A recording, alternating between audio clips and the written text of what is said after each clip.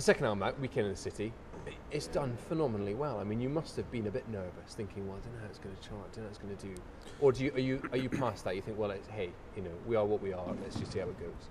I think the thing that was most, frightening for us was that the album leaked 4 months in advance in November, and and literally everyone I knew had downloaded a copy of the record, and it was like, oh, so we're actually going to actually buy this record when it comes out. But we were proved wrong. Everyone, it charted so high across the world.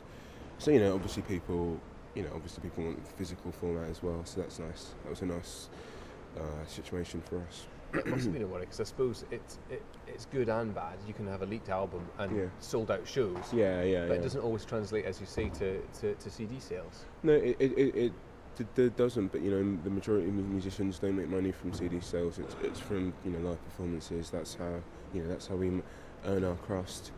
So it's not the end of the world, really.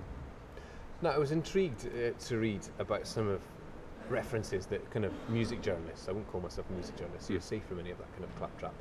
But I only mention this because Gang of Four were a band that were mentioned, but I think it was quite nice. Somebody said, well, I've never heard of the Gang of Four before we started playing this music. But we had Eddie Reader up on that very stage behind you, who sang that song Perfect, with Fairground Attraction and Asda. She was a backing singer in the Gang of Four. Really? Amazing. Things I never knew about the world. Eddie Reader, punk band. I used to work with Eddie Reader's cousin in a British Home Stores in Bournemouth. That's another thing you didn't know about Eddie Reader. Well, I worked with her cousin. They come from a whole legacy of retail. I think she worked in a knitwear factory. Really? Knitwear factory on the Tuesday, Old Grey Whistle Test on the Thursday, and I thought, that's a great story. Anyway, back to you guys. I was going to pick up on what you said about the live event, because that's something that you have built your reputation on. I mean, everyone can have solid songs, but I've come along and seen bands where you realise it's the talent behind the production desk that has got them into the charts, has got them into people's record collections. But you guys really deliver live and do it effortlessly. Is that something that was important to you when you were rehearsing, where you're saying, well, we can't go out with a half-baked stage show? No, I don't think it was something that we thought about. It was just something we did. It wasn't premeditated at all. It was something that we learnt a lot more. We learnt about our craft a lot more from just touring. We toured for 2 years, and we're the best live band we probably ever have been now. But that's just, you only learn by putting yourself in that situation, really, by playing lots of shows. And it's something that hopefully in a year's time will be even better. Really, that's what the aim is. World domination surely must be a plan. If I had your guys' musical talent, I'd be looking for world domination. I mean, you're touring in the UK here. What are plans for the rest of the summer and the rest of the spring? After this tour, we head off to Japan for a week, I think, and then we go to the States for a month. And then I think we're coming back here and we're doing some more UK dates and then some European touring. That should take us up till festival time. And we'll be doing at least 2 or 3 weeks of festival dates. So pretty much all year we're going to be touring all around the world, which is really exciting. Like, travel is like a real positive aspect of what we do. Do you find yourself getting a bit cooped up when you're studio recording, or do you really enjoy that aspect of it, or are you just itching to get back out on the road?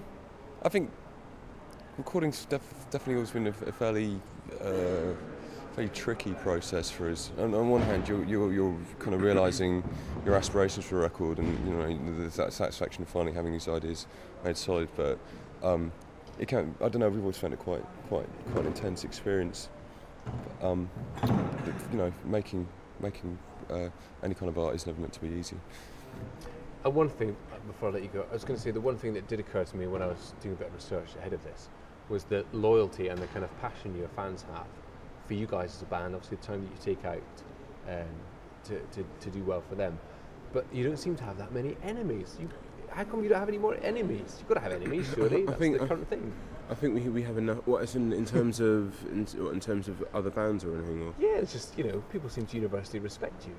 No, I think we have enough people that don't think we're very good. But that's okay. When you make any art, there'll be some people that you rub up the wrong way. So it's best not really to dwell on that sort of thing. You know, there are lots of bands that I could, you know, say that I don't particularly like. You know, that Matt would probably say that he liked it. It's just, you know, people aren't necessarily always going to like what you do, but you don't have to worry about that. It's our job just to create, really, and it's, you know, it's not, you know, it's not, you know, we can't prescribe how people digest our music. So, you know, just put it out there and see what happens.